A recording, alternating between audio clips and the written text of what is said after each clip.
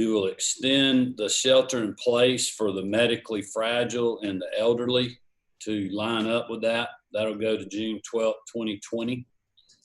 Businesses must continue to operate under the current scenario we have with strict social distancing and sanitation rules to protect the customers as well as employees. That'll go through May the 13th.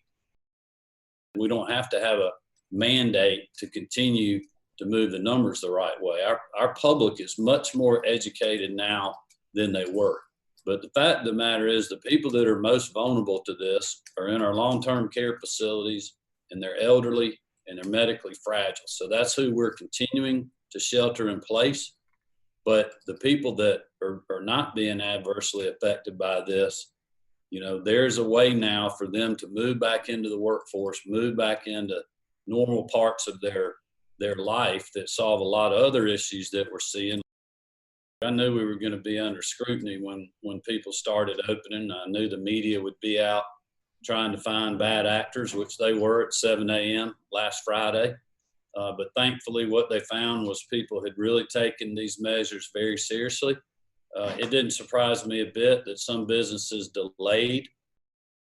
I support those businesses that don't want to open, and I certainly would encourage Georgians that don't feel comfortable getting out, especially if they have these medical conditions. They don't need to do that.